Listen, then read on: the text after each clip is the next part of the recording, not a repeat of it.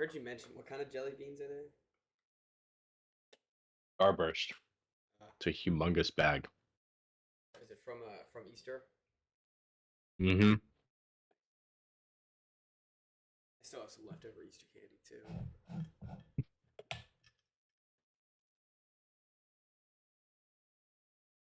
All right, let me get up that we're live and then show on the road.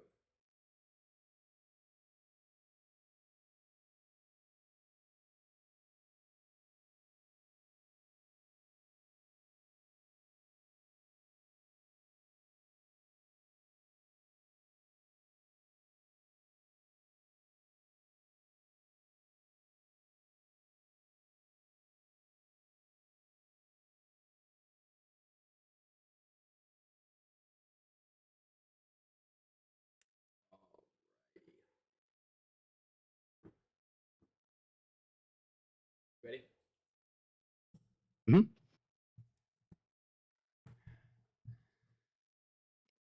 Quick little mommy made me eat my M&M. What?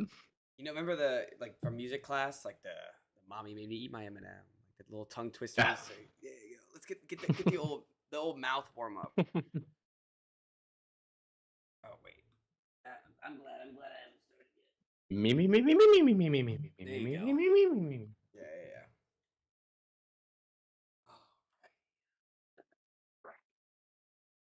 Ah.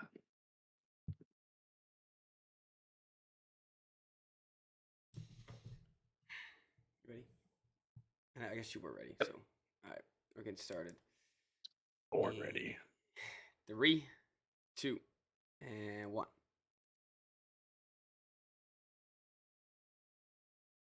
Hello and welcome to the Wise Guys Podcast. I am your host, Brady Fitzgerald, joined as always by my co-host, Chris Hagan. How you guys doing? Doing pretty well, Chris. I hope everyone had a good weekend. The mock draft was fun last Friday. We're back here with the NBA, or Thursday actually. Regularly scheduled programming. Yeah. Back on Tuesday, Friday. Hopefully this week. We always see how it goes. I don't know. Bad way to start. NBA playoffs are starting. I'm excited. I have the red shirt, green hat. Dude, I honestly might need to restart this pod, but we're gonna power through. Because your colors are mixed up. I know it's messed now. They're It's red and green, and you think you can talk normally? It's hot Christmas time. Distracting me. Honest. All right. Anyways, how's it going? NBA playoffs have started. My coffee. Great. Now Chris is dying. He just coffee went down the wrong throat. Oh, I might have choked on a jelly bean. Oh my god. Let's get right into it. As you can tell, we're ready for the playoffs. It's playoffs for me too. My finals are coming up. My group projects are getting work done. And most of them are getting presented at this point. So if I'm looking, if the rest of the podcast goes the way it started, then you know why. But let's just keep chugging along. We're gonna talk about At least you're NBA. dealing with that before you get to the Eastern Conference. Yeah, At least before the real sweat comes. You're in the conference final stage already for your school. Yes. Whereas we're just in the play-in right now. That's true. That's a good point. Yeah, then I'm really not ready for the the stress of school is gonna come down finally after it felt like the past 3 weeks have been just, and then here comes the Boston Celtics, who are here to ruin the beginning. Infinitely more stressful. Yeah, that they're there to ruin the beginning of, seems like every summer so far. And we've talked about this before. I could be bitching and moaning about being a Wizards fan or a Hornets fan. So I guess I should wear my luxury with a pride. But God, am I stressed already? I already don't want to see the Heat. I'm rooting for the Bulls heavy in these play-in games. But let's just start off with the play-in games that we do have tonight. Tonight we have Lakers Pelicans. They played a couple days ago. A little preview for this game, and they start tonight 7. Sorry, I'm trying to get the game log up. So they played in New Orleans. They Lakers won by 16 points. LeBron with a triple double, Anthony Davis with a double double, and they didn't get anything from Zion when they first matched up. It was all C.J. McCollum and Herb Jones. So they're gonna need their big guy in Zion if they wanna make it as the 7th seed and face the Nuggets in the first round. Interesting play here by LeBron and the Lakers. Do they try to blow this game and then beat the Warriors in the 9-8 game, or beat the Kings in the 9-8 game, and then face OKC in the first round compared to facing Denver in the first round? I would be risky. I would understand that as a fan. Like, maybe you should. The players, there's no way, obviously. But the other side of that is, like, you're going to have to beat the Nuggets at some point, you know? Like, whether or not you face them first or you face them in the conference finals, you're going to have to beat them. They are the best team. So that's a good point. My take on that matter. That's a good point. I think I know that LeBron is not trying to throw a game. He's not losing. He doesn't want to lose to the Pelicans. That's a good point. So what would hurt? What affects LeBron's legacy more? Losing in a play-in game and then going to be an 8th seed against the OKC, or losing in the first round again? Maybe, like, let's see what LeBron's thinking here. Oh, but what if they lose both? That's true. They could be facing the Warriors. They're not guaranteed to beat the Warriors or the Kings. Yeah, that's completely true. One of those, and when you're facing the Warriors, you're facing Steph Curry has no fear against them. They're facing Draymond, who has no fear. Draymond actually loves them. And Klay Thompson can get hot in a 1-game series. So you're right. It would be extremely risky. But it's just something like, I don't know. If it's like a close game. It is a fun little hypothetical. Yeah. Like, do you actually want to win this game?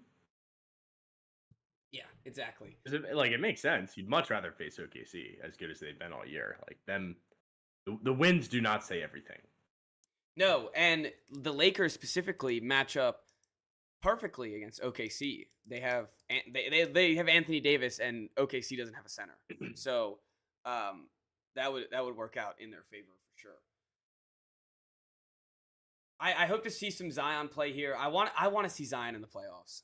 I want to see the Pelicans, and I'm done with the Warriors. They're not going to win anything. I almost hope it's like Pelicans Kings that get in. Yeah, it's like the Warriors just out of there.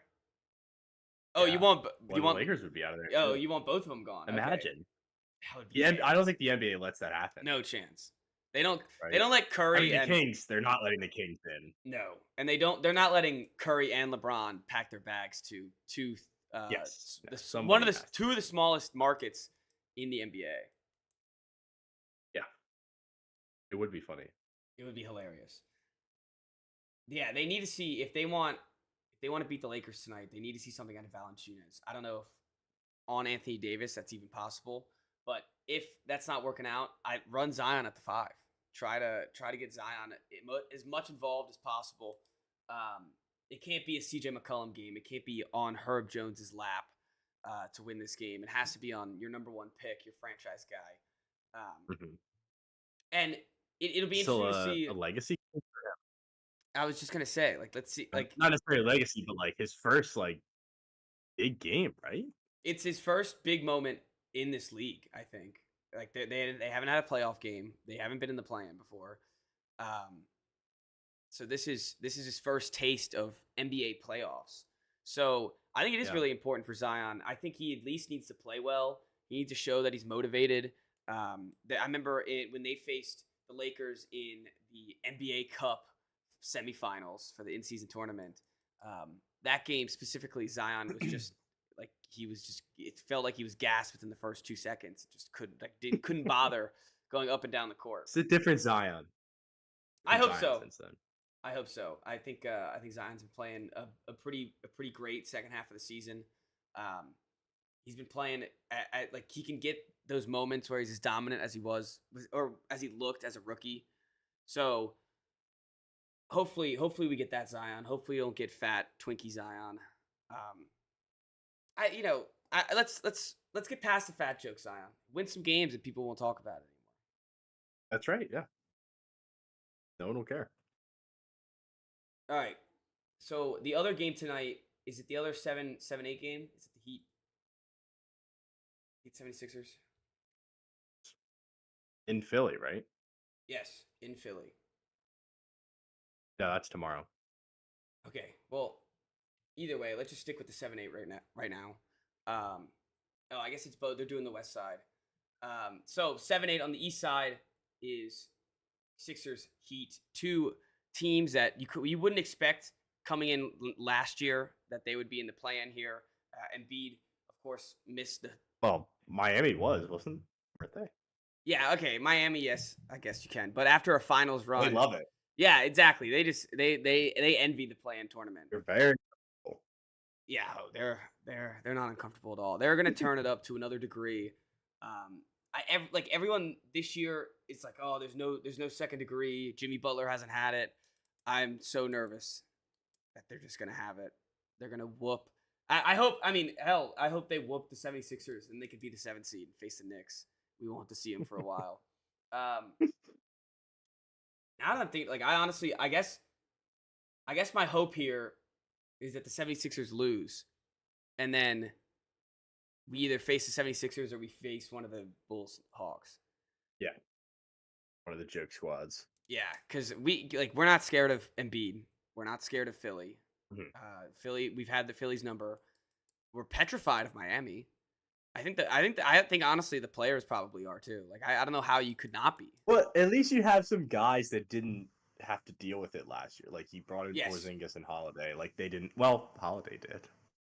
I guess it was just It was just for the Bucks. Yeah. But it's not the same roster at least, so you can convince yourself of that. That's and true. Right, like there is some merit to the fact that they don't look the same this year. But no, you're right. Obviously, no one expects them to go on the run that they did last year either. And they're getting Tyler Hero at the perfect time. They much needed offense for them. That won't help them too much on their defense, but their defense is pretty solid. Terry Rozier is going to be a guy in the playoffs that even if it's not against the Celtics, will have a 30-point game, a 25-plus point game at some point. We've seen him do it for Boston. He's been whisked away to Charlotte for the past 2 or 3 years, so hasn't been able to do anything. Waiting. Yeah, just literally waiting for his time. His mark. Tai Lung, Kung Fu Panda.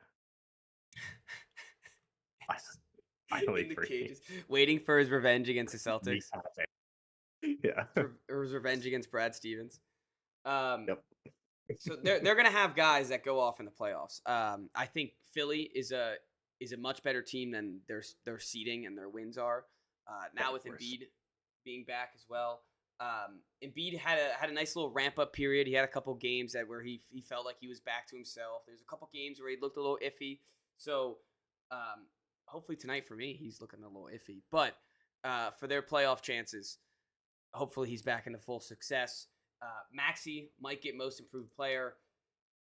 Deservingly so. If you look at, yes, he improved. He did have, he's now the point guard for the start he's the starting point guard. He's gonna have the ball in his hand more. He's gonna take more shots. The two primary scorers on that team were gone. Yeah. 50 games. So like he had ample amount of opportunity. And I guess he seized the opportunity. He had, I think, like 3 50-point games. He's a bucket. He can definitely go off tonight against the Heat. He can go off in any playoff series that they find themselves in. I think, like, if I'm betting, if I'm giving out expert picks here, I would say the Philadelphia 76ers take care of business against the Heat tonight. Just because I think the Heat are going to be down by 10 against the Bulls again and then make it to the finals. They just want the same script. They want to be where they're comfortable. And that's being down 10 in the Bulls with facing elimination. Yeah, they're never faced. The only thing that gives me hesitation about tomorrow night is Jimmy Butler playing in Philly. Like when they let him go for Tobias Harris. And has he had a chance in the playoffs to? Not against Philly. Yeah. No, not against Philly. That's a good point. So that's the only thing that would give me Yeah, and it's like, hesitation. and But I it's don't know. Like, there's so I think the Sixers are a lot better. well, that's a weird factor because it's going to be a Philly crowd that isn't hostile towards their former star. No, they love Jimmy Butler. It's the only former Philly star that the Philly fans love. Yeah. That's gonna be, and Jimmy Butler's gonna relish in that. He's gonna complete and Mhm. like try to stick it to Tobias Harris's face. Honestly, um, if he has an important role in this playoffs, the Sixers are screwed. If it ends up being Tobias Harris, Oh, Tobias Harris. yeah, that needs to take either the final shot or is supposed to be the man of the game. That's not the guy you Yeah, want. I can't imagine that's there. All right. 9-10 game. The other game today for the West Side is Kings Warriors. As much as I want to see the Kings take this, and as much as I like they deserve to do it, it's just like this is the little brother, older brother concept No. that it's just I have They no had the hope. chance last year. They had it last year. They had a better team last year because their guys were healthy. They haven't done like they're kind of running out the same lineup as they did last year, and just kind of hoping it works. I mean, they got a couple games. They took them to Game 7 in that series, so it's definitely possible. That was, Yeah, weren't they up 3-2? I believe so. Or they And they win blew it. They blew it and because they had the home. actually it might have been the opposite. They had They the might have been home. down The 3-2 and won home game court. 6. Yeah, I know they blew their last game at home. So They lost game 7 at home. Yeah. So the Warriors don't care about going there at all. Yeah, it's just a tough look for the Kings here. If I'm a Kings fan, I don't have much hope, but yeah, sorry, I'm reading the thing right here. So Warriors sent the Kings home packing last season, rallying a Game 7 win at the Kings. Just a You know, if brutal there's any matchup for chance of them. a revenge game? I mean, being home dogs is tough. +2.5. Yeah, I think there's there's definitely going to be a little revenge factor in there. I'd hope there's some revenge factor in there for the Kings. And I mean, if you're De'Aaron Fox, you got to prove that you're on this level with that you could be the next Curry. Not you can't be the next Curry, but you could be a face of a point guard in the Western Conference. And Sabonis he might get off. Sabonis might not be on the All NBA teams, and that could be a little revenge for him. A little spite game there. I just know Draymond's gonna like punch Sabonis at some point. He's gonna step on him. Clay's gonna go off this game. Like, I just feel like there's just the stars are aligning for the Warriors. Just because we've seen it so many times before. And against the Kings. Yeah. Yeah, especially after last year. It's a shame because like I feel like everybody wants the Kings to win. No one who's not a Warriors fan is rooting for the Warriors in this game, right? No. I don't dislike the Warriors at all. I love Curry.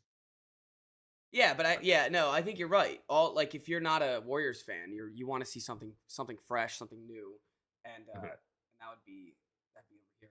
They need a big Keegan Murray game. I think Malik Monk is still out. Kevin Huerter's out.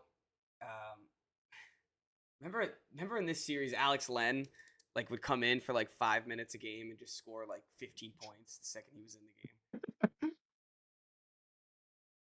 But they just don't have the bodies that, funny enough, that the Warriors ended up getting. The Warriors now, you can kind of trust Kuminga. Andrew Wiggins is back. They have Gary Payton back. Moses Moody has been a big improvement for them. He has been someone who that they weren't able to trust in playoff games, but now can definitely play for them. Even their rookie Brandon Podziemski is going to make an all rookie team. He's a useful guy off the bench for them, and then they have Chris Paul, which is Chris Paul. Always forget about Chris Paul. Yeah, and Terrence Jackson Davis. He's played good minutes for them too. Yes. So they've gotten some young guys to fill in these depth roles that were pretty shocking. That if you looked at the beginning of the season, those were their biggest flaws was the bench. Yeah, I mean the Wiggins factor is scary. He's just like back playing well again because he was such a key piece on that team that went all the way. And then Yeah, you just he never was. know what you're gonna get with him. Yeah, he was the second best player against the Celtics. It was Curry, and then he was him. Um, it's definitely going to be. I'm excited for this game to see how they look. I forgot about Looney too. I'm still running him at the center. It should be a great game. It'll be great to see. I like these play-in games. Honestly, you get to see the team that will make the playoffs. Like they're a little preview for them. See how they play in the playoffs. Mhm. And especially on the West Side, like you get these are good teams. All these teams are pretty Yeah. dang good. The Pelicans team would have been probably like a top six seed last year.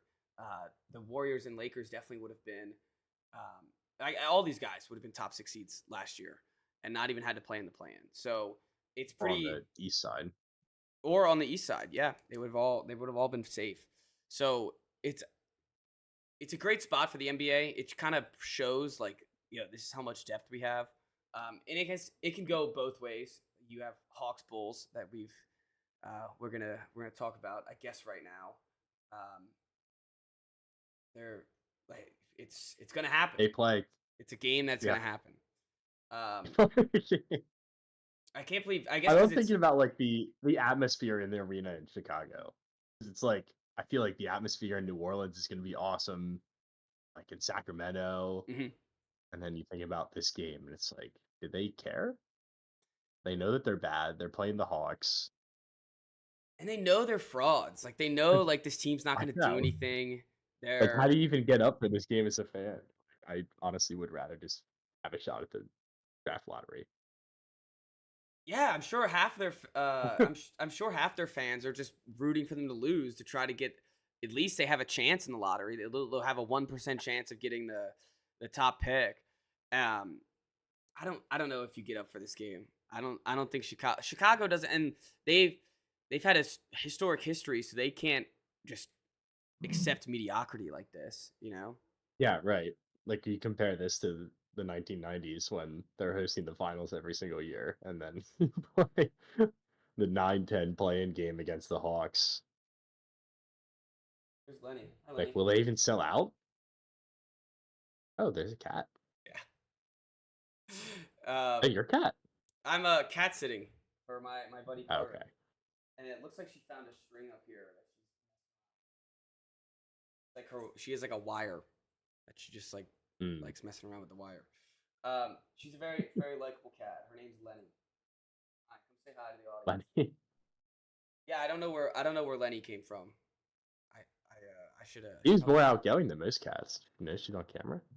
Yeah, no, I doubt she knows she's on camera. But no, she loves like when people come over, she loves to say hi to everyone. Doesn't like to be as coddled as much, but Yeah, definitely- I'm sure. definitely enjoys a good pet or two. All right. Back to actually no, that was a perfect like that's how little we care about Hawks Bulls, honestly. Yeah, I can't believe we talked about it for that long. They like things that could be exciting. Maybe DeMar DeRozan, Kobe White's been playing well. Like they have a quote unquote superstar in the league on their team, Zach LaVine, quote unquote, their superstar that doesn't even want to play for them, and they're in the play-in game right now. They just like shut him down at the beginning of the year, and nobody cared. Yeah, let's just move on. Talking about the playoff matches that we do have. The bracket is set for what is this? 6 teams. So let's talk about these matchups. On the West side, one that we were able to talk about on our first preview for the playoffs because it was the matchup. The Clippers Mavericks. This should be an exciting series. It should be going back and forth. Should be hopefully 6 or 7 superstars on both sides of the lineup. You have Kyrie Irving and Luka Doncic versus James Harden, Russell Westbrook, Daniel Gafford, Paul George, Daniel Tice, Kawhi Leonard, all those guys on the Clippers. what do you? We've had a couple weeks, like or a couple, like a week or two to think about this. What do you who do you think's gonna take this? This is it's like one of the toughest ones. Because I've been high on the Mavs, and I've been saying for like I feel like months now that I think Luka should be the MVP. So I want to take them, but this Clippers team coming into the playoffs fully healthy makes me really nervous. And I think they have like the third best odds to win the finals outside of the Celtics and the Nuggets. I don't know, I don't know if I can pick against them. As much as I do have loved Luka this year. I think the depth of the Clippers too. What's hard about the Clippers tough to line up with is that the Clippers have had two runs where one run they've looked really, really bad. And it was the middle part of the later part of the season. And then but right after the trade deadline, right after they got James Harden, they went on a tear. I don't remember how many in a row they ended up winning. I think it was like 12 in a row. It was something crazy like that. Mm-hmm. So they have the opportunities to be both of these teams, and it'll be interesting to see which one will come out in the series. I think getting Russell Westbrook off the bench is actually a huge piece for them, and he's going to help a lot in this playoffs. He's going to do a lot of the dirty work off the bench that people don't want to do. He's going to be diving for loose balls. He's going to be getting fouls at oh, hello. He's right here. Hi. He's going to be getting all the fouls that nobody else wants to get. And he's going to be able to move that bench at an efficient pace like he did earlier in the season. I think it's extremely important for them. It takes time off and pressure off Kawhi Leonard and Paul George and even James Harden. So having all them healthy is going to be a tough task for Dallas. Dallas had their defense hasn't been the best. So having to face, 4 former All-Stars, 3 former MVPs is going to be a handful for them. Yeah. That being said, on the Maverick side of the ball, they've just been playing out of their mind. Luka has been playing on fire. Their additions of PJ Tucker and Daniel Gafford at the trade deadline has extremely helped their rebounding and their defensive presence, especially down low. Kyrie Irving has had no problems all season, which is a first in like 5 years. He's playing great off the ball with Luka. He's playing great on the ball when Luka plays off the ball. Both of them have seemed to gain a chemistry with each other. And when both those guys are on the court, it's going to get dangerous. So we're going to see some excellent hoops here. That's all I know. Yeah. There's a couple really good series. But this has to be the best one, I think. Right? With the history that these two teams have had too in the playoffs, we're not going to go down that rabbit hole again. But they've played in the playoffs. The Mavericks are actually the odds on favorite to win the series. -125 to +105. Wow. That's actually surprising to me. I think it's a little bit surprising. Yeah, that's surprising to me. I think that's got to be based off how the Mavericks have been playing at the end of the season compared to how the Clippers have been playing at the end of the season. This could definitely go either way. I want to see Luka face other teams and beat the Clippers once and for all. So I'm gonna take Luka and the Mavs, beating him here. I think that they have been able to increase their defense over the course of the season. They've been able to play. The fact that one ball. I remember when Kyrie got traded there. Oh, there's only one ball. They've been able to figure that out. They have a good chemistry together. Luka I know wants to. I mean, I'm sure everyone on the court wants to win, but he's gonna have that alpha dog mentality, that and that vocal leadership that I think the Clippers won't be able to have. Yeah, I've gone back and forth, but I think I'm gonna go with the Mavs as well. I just it's time for Luka to make a run. Yeah. And I know like this West is a gauntlet, but at some point he's going to make a run. Yeah, and I think I think even if he gets past the Clippers and is able to face OKC, we could finally see Luka in the Western Conference Finals. Yeah. All right. Timberwolves are facing up against the Suns. Another very intriguing matchup. This one is going to be great too. A high-powered offensive team versus a well-anchored defensive team that has some high power offense capabilities in it with Anthony Edwards. The issue is with the Timberwolves is I kind of can't tell if I like them with or without Karl Anthony Edwards or Karl Anthony Towns. Why? Because they when he's gone, they fill him with Naz Reid, or Naz Reid comes off the bench. I just feel like Anthony Edwards kind of knows where to go more when he's off the court. When they can just space out Rudy and have him drive down the lane. I think it'll help defensively to have Karl Anthony Towns back because when they move Rudy, the issue with the Jazz whenever they had Rudy Gobert was that they could move him out of the paint and then he couldn't defend out in the perimeter and then all their other defenders sucked. But when you have Karl Anthony Towns, you can't move them both out. You can't have they have Jaden Daniels, who is great at defense. They have Mike Conley, who's their point guard, who's also he's not. I wouldn't say he's great at defense, but he's serviceable at defense. And Anthony Edwards, who's great at defense. So they have players who can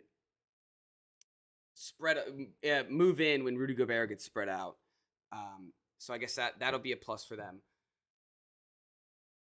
I get another plus against the Suns would be that the Suns, they have Yusuf Nurkic and they have Kevin Durant and they have Bol. So like they don't have as many big bodies as the Timberwolves have. My concerns for the Suns would be the Timberwolves have been able to swallow up teams and really like they get them out of their mojo, stop their offense in multiple ways. And this team is all about scoring and like they have to outscore the other team. They're not going to defensively win a game in the playoffs at least. And I don't know if they'll be able to get it done with the big body, even with Kevin Durant on one side, with the big bodies in Minnesota.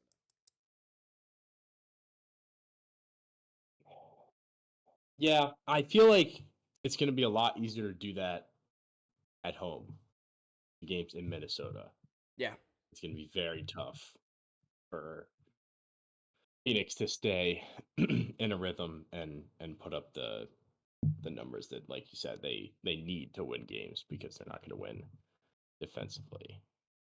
I could see this series going 7 where the home team wins every game. I wouldn't be that surprised. I would be a little concerned if it goes 7 and then you have Anthony Edwards and Cat going up against Kevin Durant, who's been there before. But we haven't seen a Kevin Durant team make a run in a couple years. Like it's been a little while since he left the Warriors. They haven't gotten out of the second round, right? Yeah. So yeah. the track record isn't as good as it used to be with him, and there are glaring concerns with this team, and like Beal's also not a guy who's like a known killer in the playoffs or anything like that. So while they definitely have the star power on their side, I just like I don't know if I trust them. And I think it's going to be really hard to win in Minnesota. I like your points there. I think you brought up a good one though, that there is some pedigree to this squad that Minnesota has yet to have. Mm-hmm.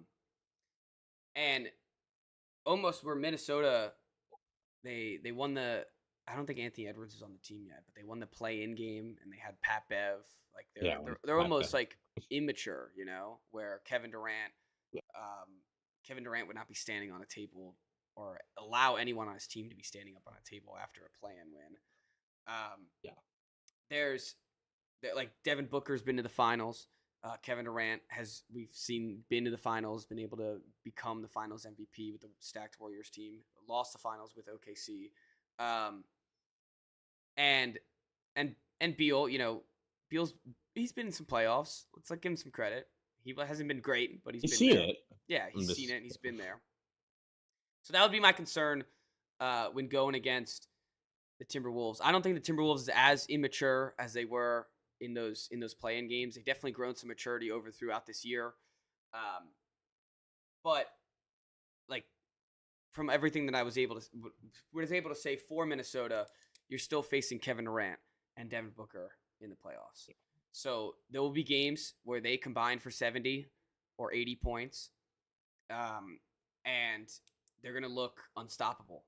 But I think you're right, Chris. If they can take care of business at home and make sure that they get this seventh game of the series at home, feeling well, where they didn't completely blow it in Game 6 or something, where they have the confidence going into Game 7, that's how they win this series. Yeah, and the other thing that I worry about with teams that are so good defensively in the regular season is I don't think it's any secret that defense ramps up during the playoffs. Yeah, everyone's better at defense in the playoffs. I doubt that Kevin Durant and Devin Booker are giving every single ounce they have defensively during the regular season, where as soon as the playoffs come and they know that if they lose, they're going home, that it changes a lot. And I think the margin between a team like the Timberwolves, who's been the best defensive team, I almost said in the country, but in the league this year, versus a team like the Suns that's closer to the bottom, I think that margin shrinks a lot when the playoffs start. Agree. And that's something that I'd be concerned about, where I almost trust.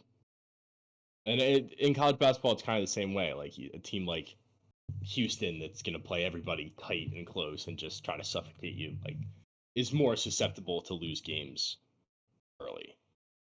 And I think that could be an issue for Minnesota. Because I also I'm trusting the guys. I'm trusting Durant or Booker with the ball in their hands at the end of the game over Edwards or Cat. Yeah. Yeah, and I think I think is a pretty huge factor in the playoffs. I think Kevin Durant and Devin Booker will be able to match up scoring wise with whatever Anthony Edwards drops. So it's going to be a lot on Cat easily to make up that gap between the two duos. And what's good for Cat is that they have Durant and they have Yusuf Nurkic and they have Bol. So they don't have a lot of firepower to throw back at a big guy that can use some aggression. So he knows he's not the alpha of the team, but he needs to, in moments of this series, be like, Anthony Edwards, I got this, and be able to pull through and take care of some business. Yeah. But at the same time, Ant needs to be the one with the ball in his hands at the end of the game. Yes. Because he does yes, no, 1,000% agree. He's like Luka in a way where eventually he's going to make a run. But this is the first time they've had a real contending team with him on the roster. Yep. So I think, and that's why I'm going to take the Suns in this series. Because as much as I do I said okay. Write it down. Yeah. As much as I do like this Timberwolves team and where they're going, I think I can't accept Kevin Durant losing in the first round. That's what it boils down to me. Or it boils down to that for me. All right. I'm going to take the Wolves. And I'm going to take the Wolves because I just don't believe in the Suns' depth. I don't believe that the Suns will be able to combat the big men that Minnesota has. And I think, at least in the home games, Minnesota will be able to swallow up. And for 1 or 2 games, we'll be able to hold Kevin Durant to some stat lines that I think the media is going to be a little questionable about. Oh, what happened here? And I think it's going to be just the team defense that swallows them up. Yeah, And they're a pretty good matchup for him because they have so many guys that are long Yes. on defense. Yes. They can throw a bunch of different guys at him. Yep. Yeah, they have Gobert that can guard him down low. He can't guard him on the perimeter, but Anthony Edwards will be able to get in his way, and they're gonna have McDaniels on him a lot. Mhm. Yep. All right. Next up that we know of, Cavs versus Orlando. It's funny. Orlando has not had. I think they've had 5 nationally broadcast games this season. They've earned themselves the 5 seed. It's stuck at 2 o'clock on Saturday. Yep. Too. And they're going to be stuck on NBA TV. This playoff series. This might be the first playoff series that goes to Tubi for free.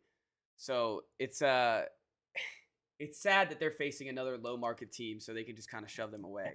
But it's like the snooze fest for the national broadcasts. Really is. There's the biggest storylines in this would be Paolo Banchero. Donovan Mitchell might be his last 4 games with Cleveland, or they could play another series or 2. But I don't think he's staying there this offseason. I don't think that anyone perceives that he's going to stay there this offseason. We've talked about the Cavs' problems. They just have too many redundant players for the same positions. That makes them kind of lost when they're all healthy. They don't really know exactly who they are. Mm-hmm. I think the Magic play really good defense.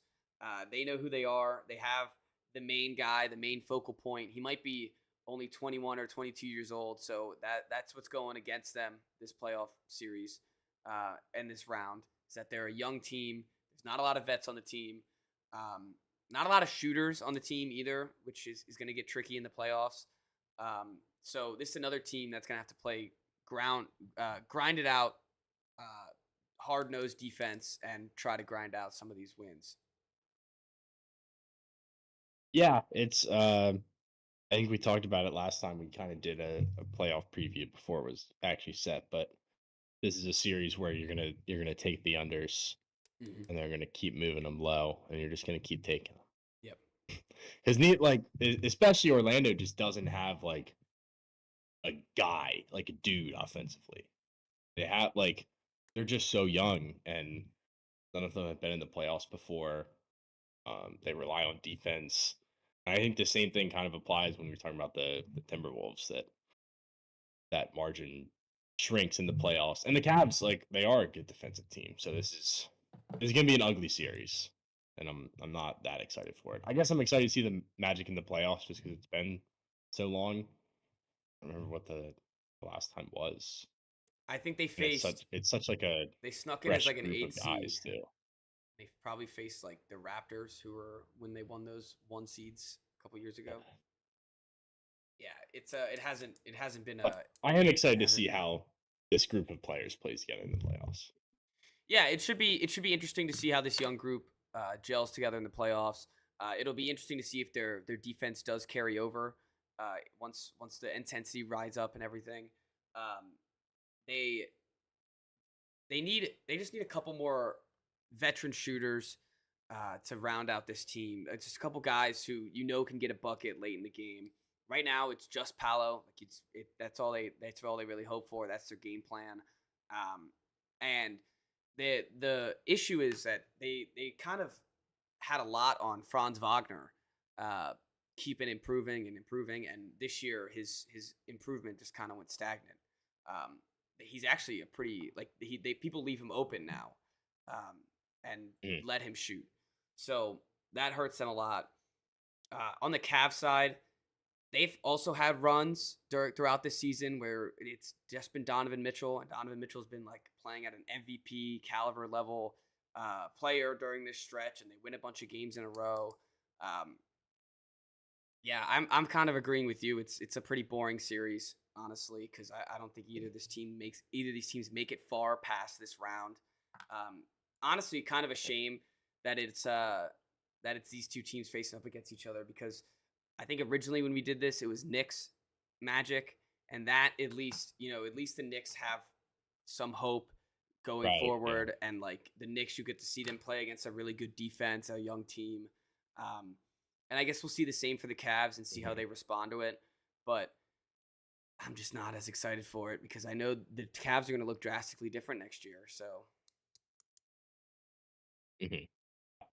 That's another good point. Where it's not like it's this team that we're gonna see a lot, and it's like their first chance to make a deep run in the playoffs together. Like the yeah, and like if they're players facing are the gonna if be they're facing gone. the Knicks, at least it's in MSG. The games are definitely going to be in a better time slot, and it's two not younger, not because like the Knicks aren't young, but two surprising teams that get to face off against each other instead of a surprising team and a Mhm. dwindling team almost in the Cavaliers.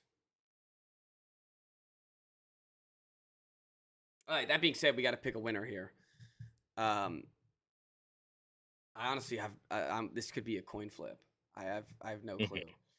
Um, I think the Cavs are too dysfunctional though. I'm going with the Magic actually. Oh, Chris, check your Wi-Fi real quick.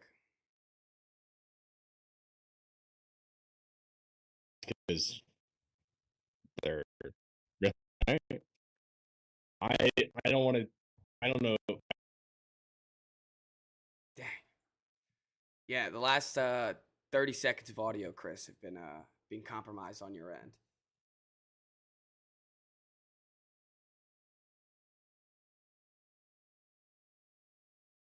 Just boosting up anticipation for what his pick is.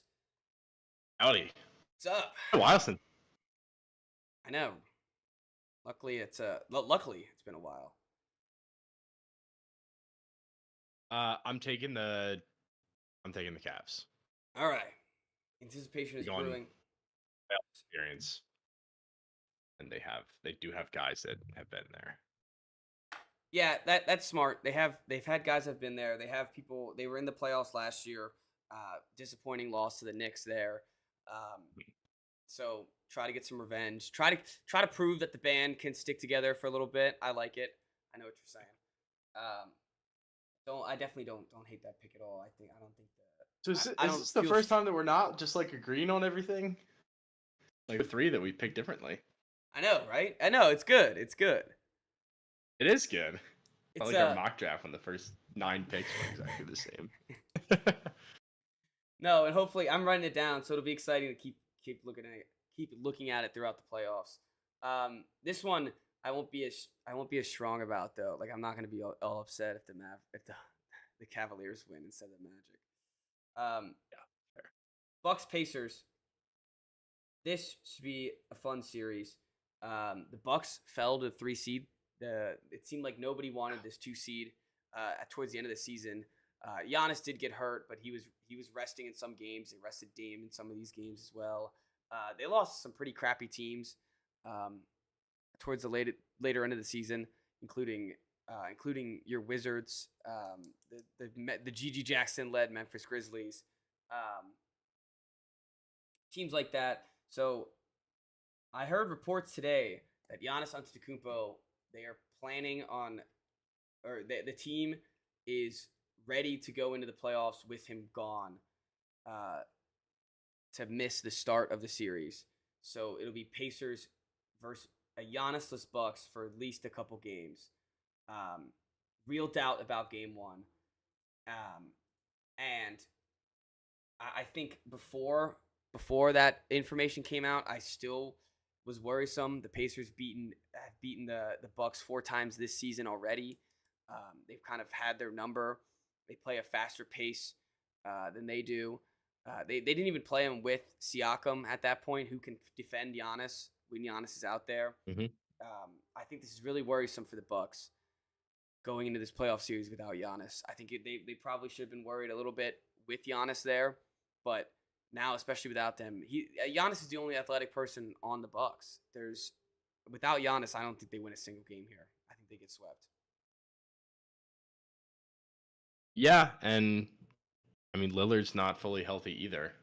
I don't know if he's gonna miss any games, but I do a podcast. It's definitely a factor. I mean, and we saw it last year. Like Giannis, he got hurt in game 1, right? And he missed Yep, he missed the next 3 games. Yeah. And the Heat beat him in 5. So I like this team. They have Dame now when Giannis is out, but they're pretty helpless without him. Mm-hmm. And even with him this year has been a roller coaster for them. If I knew that he was going to play enough games, I would still no doubt take the Bucks. But I don't like this Pacers team is scary. And you're right, like that the pace that they play at and the scoring that they can put up on you, like especially if they get on a run, is Bucks are not gonna be able to keep up with it without Giannis. Yeah, It's such a major impact on both sides of the ball too. Mm-hmm. He's their best defender by far. Yeah, and their best offensive player. No, it completely changes their whole game plan if Giannis isn't out there. Even with Giannis out there, the Pacers were able to expose. This was when Halliburton was playing at his best at the beginning of the year, so that definitely has to come into factor too. He's had a slow end to his campaign here, but the Bucks, if they don't have Giannis, they don't have it's the core of their team. It's everything that they run everything through, and everyone else on that team is like slow and old. There's no one else that's really gonna put any sort of defensive threat out on the court. I mean, I guess Brook Lopez, but Lopez? Yeah, Brook Lopez, but he's one guy who the Pacers can outrun on every possession if they wanted to. Yeah, that's true. It's almost sad that they don't have Bruce Brown anymore for this game because I felt like he was a great reason why they had that high-paced offense at the beginning of the season and was able to beat the Bucks in the in-season tournament and throughout the regular season. But even without him, this Pacers team, if Halliburton can get to 75% of what he was at the beginning of the season, and then now you have Siakam, who I'm not the biggest fan of, but he's a lanky dude. I know you're a Siakam hater. I just don't really see what he does. Sure, yeah, he's all right. But they this Bucks team should be pretty scared going into this series. I don't know if I have the confidence to pick them. Well, if Giannis does come back, you got to remember this at the beginning of the season, the game ball beef. Like, there's some real beef to this squad. Remember the Pacers took the game ball because game ball. Oh yeah, because Giannis scored a career high but lost, and then they gave the game ball to a guy who scored his first career NBA points. It was a guy from Kentucky. He won like 3. You know what I'm talking about? The center from Kentucky got undrafted this year. I know. It's like right off the tip of my tongue. It's like hurting. Big O, right? Shwebe. Yeah, Oscar Shwebe. They gave him the game ball over Giannis because they won the game. So there's some serious beef with this squad. So it will be exciting to see if Giannis comes back. He's gonna want that game ball. So I hope Giannis does come back, makes the series a little more interesting. That being said, I mean, the Pacers better freaking win the games that he's out, because when he comes back, I think it's gonna be a problem. Oh yeah. I'm that being said, I'm taking the Pacers.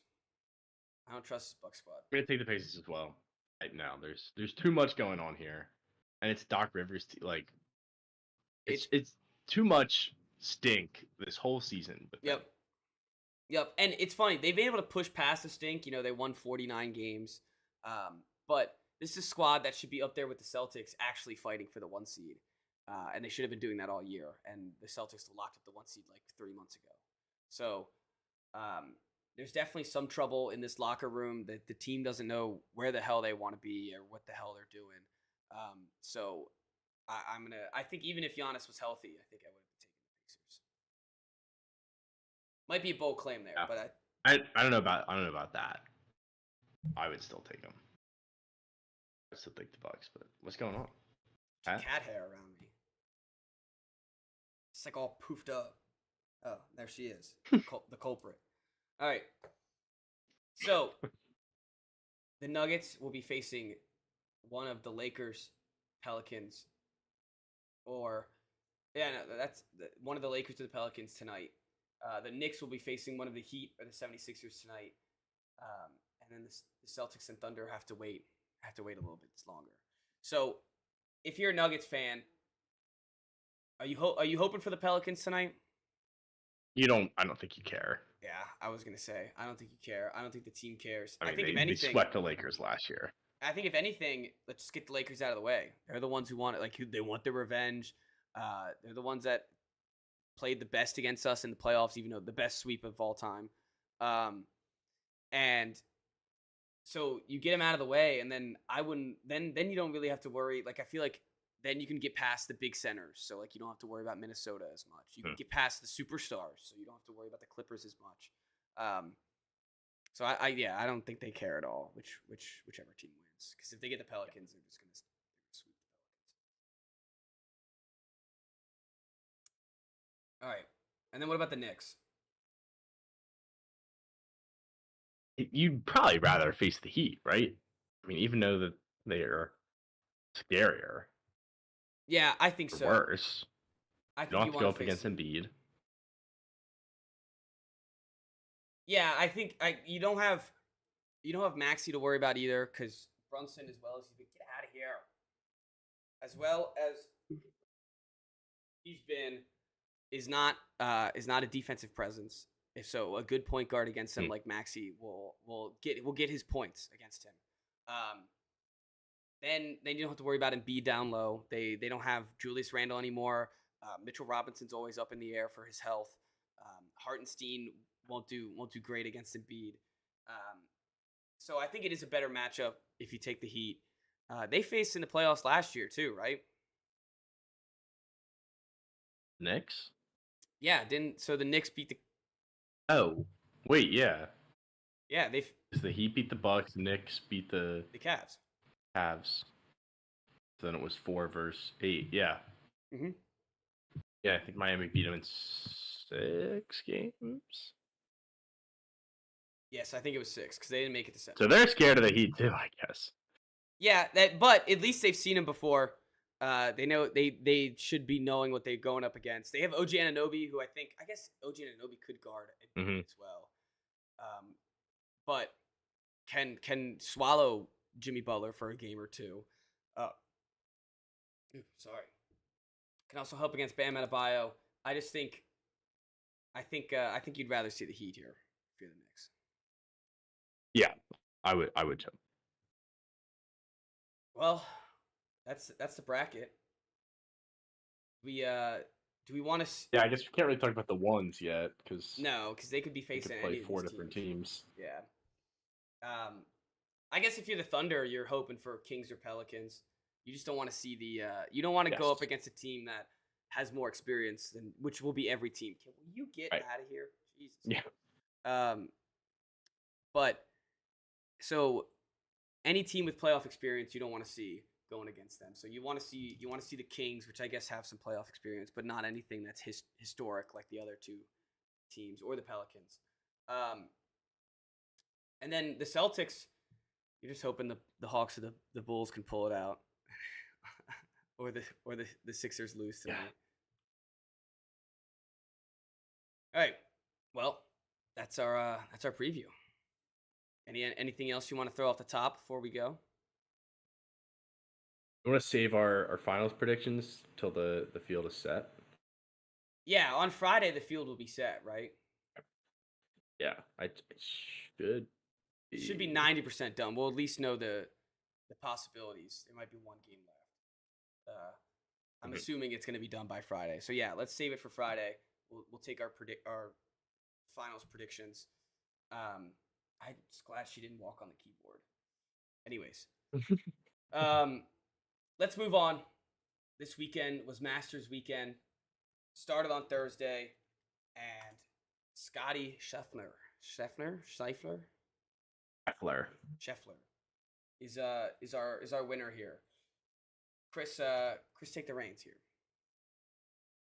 Yeah, I mean it was setting up to be like one of the best Sundays at the Masters that I can remember, because at the end of the day, throughout Saturday, you had like 5 guys at the top of the leaderboard just bouncing from being up 1 stroke, down 1 stroke. And I think at the end of the day, it was Scheffler was like 7 under, and then Morikawa was 6 under, Homa was 5. So you still had a bunch of guys at the top of the leaderboard.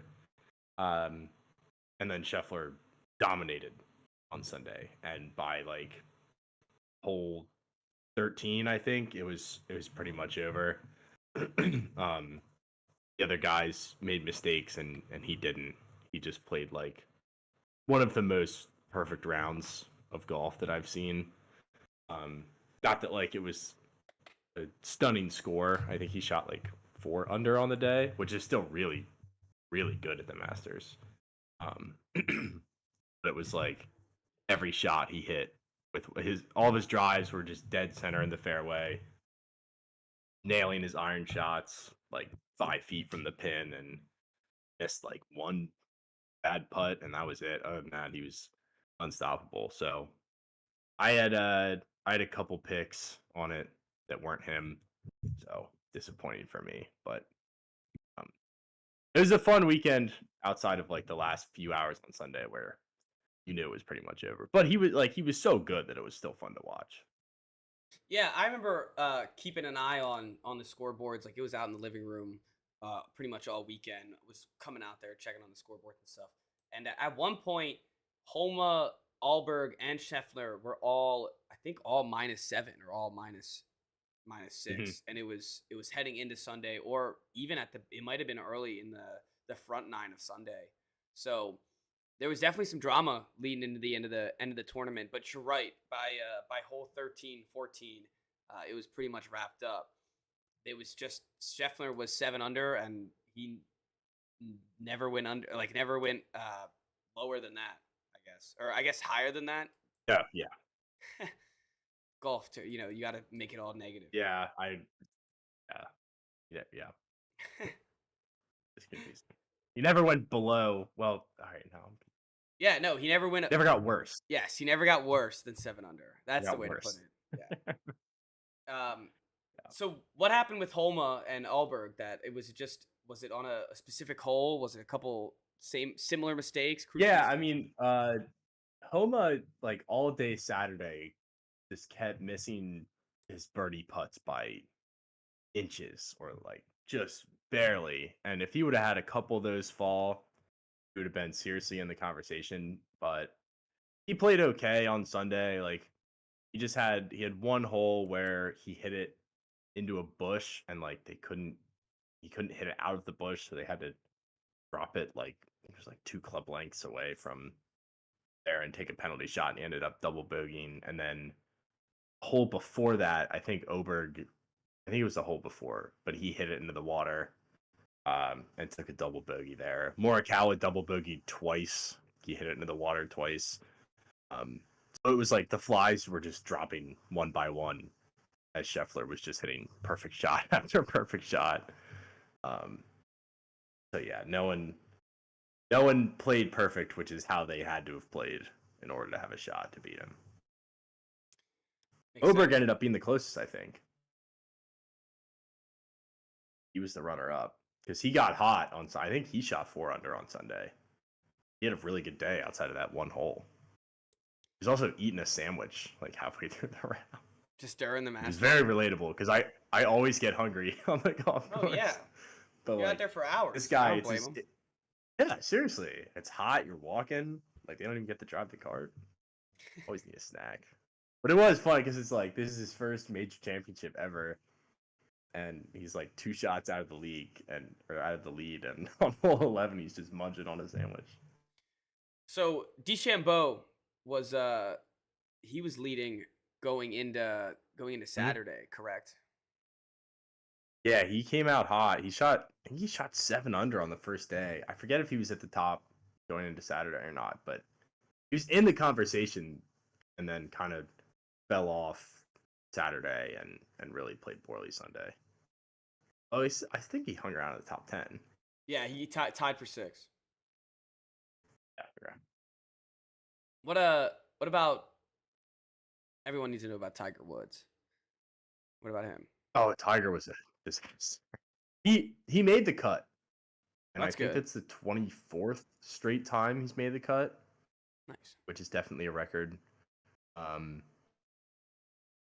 think he was +1 through the first 2 rounds, and then he was shot like 5 over, and then he was a disaster. He finished last out of the guys that made the cut. He was last. Oof. Finished at +16. He's just old. His body can't do 4 straight days of this. Mhm. He can barely do 1 day. So it is insane that he's made the cut that many times, especially like the last couple times when Did he make it last his year? body is just injured and frail. Yeah. Okay. 'Cause I remember Did we he were play talking. last year? Didn't he quit? I don't even remember.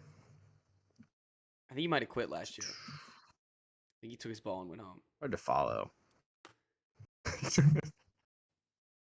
He was +16. Ooh. Uh, Oh yeah, there it is. 60th. yeah, not great.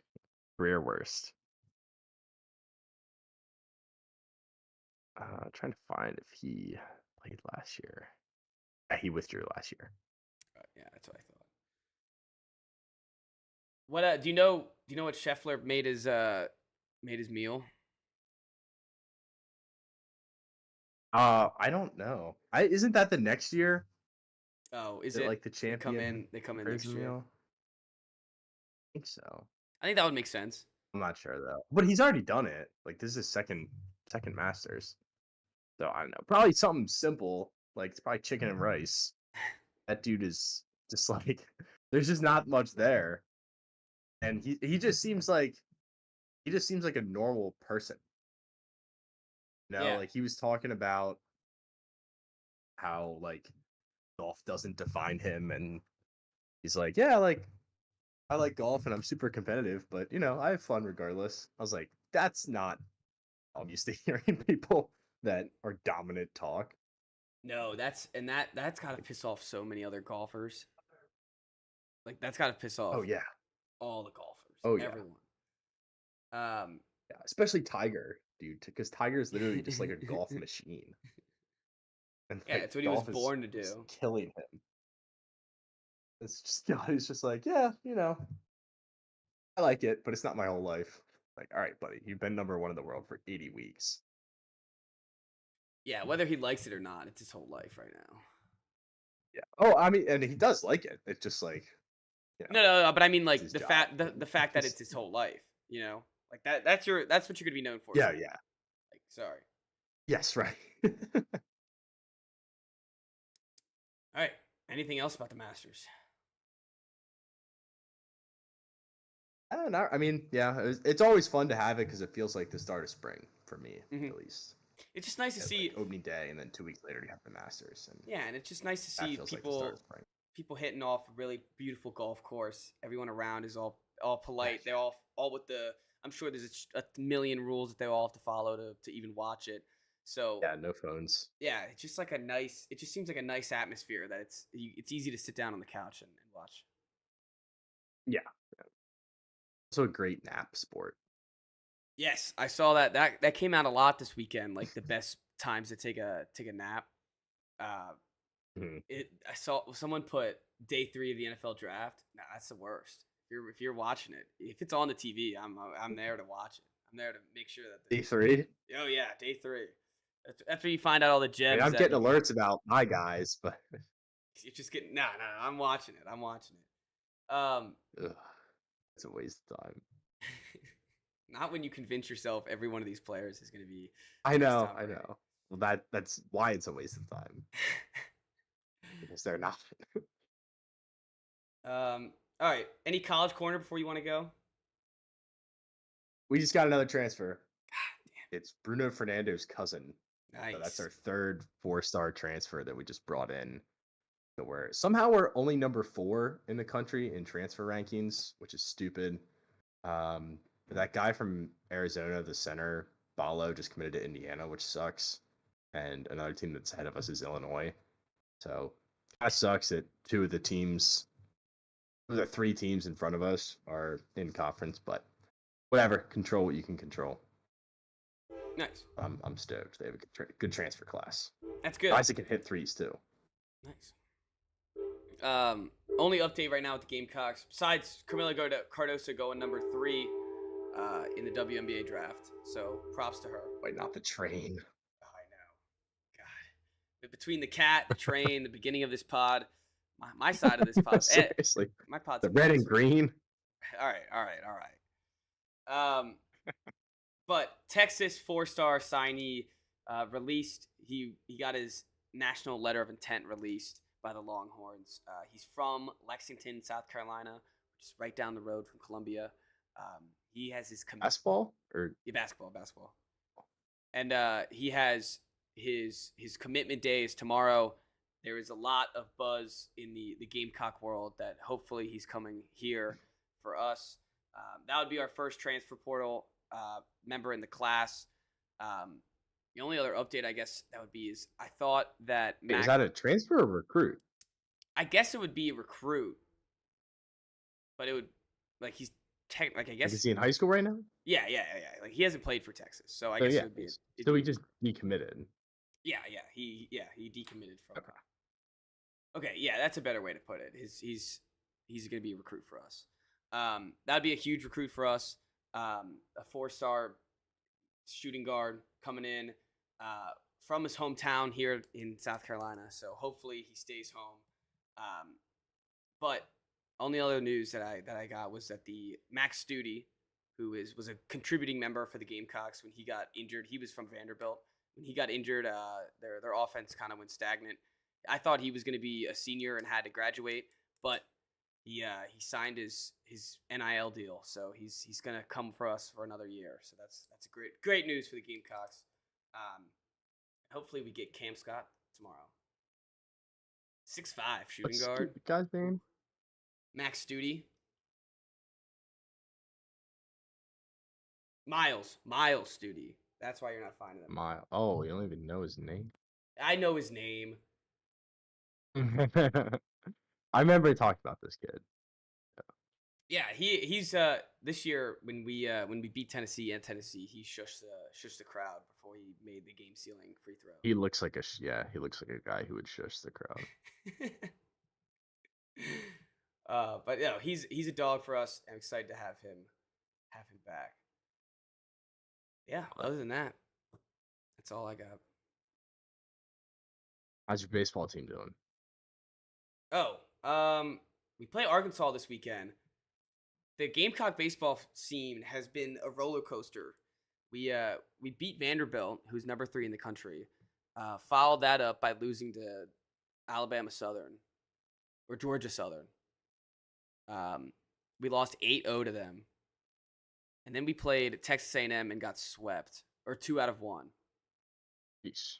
So it's been a rough stretch for the baseball team. I'll be there Friday at 7 for their baseball game there. Nice. So hopefully my presence in the crowd will help out.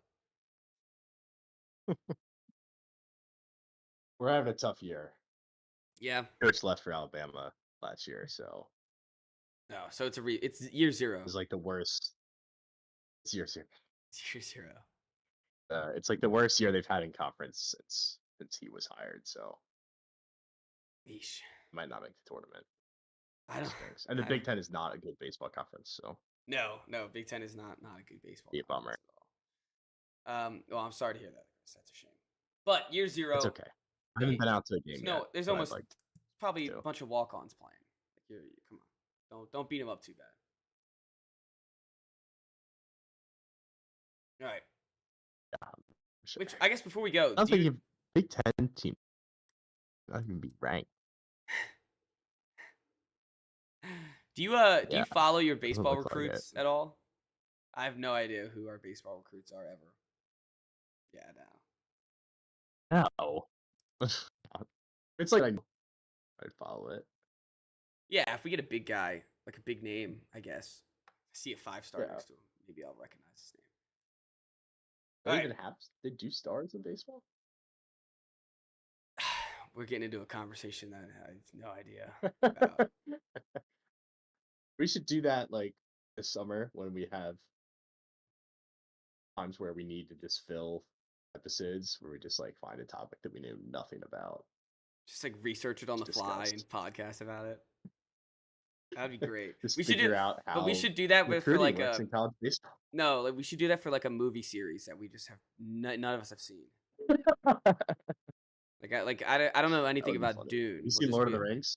Yeah, I've seen. Lord Oh, of the Rings. Dune, yeah. I don't know anything about Dune. We'll just like I'll pick Yeah, I'll Dune pick would a be side great. on Dune. We'll just be like, yo, what is going on with this movie? We'll just figure it out. That would be fun. All right. Well, you ready to wrap this up? Yeah, I think it's Yeah, I think we're good. time. Thank you all for listening. This was a little chaotic pod. I feel like every time we try to do the NBA, it very just kind of chaotic. just gets into free for all. It becomes a chaotic. Yeah, well, it wasn't even the NBA's fault. Like the start of the episode was just a mess. Oh, all right, my bad. And then the end, like once you gave the reins to me, it kind of fell apart. No, stop. All right. Well, thank you all for listening. We'll tighten it up for next episode, and we'll thank you all, and we'll thank you all for listening. We'll see everyone on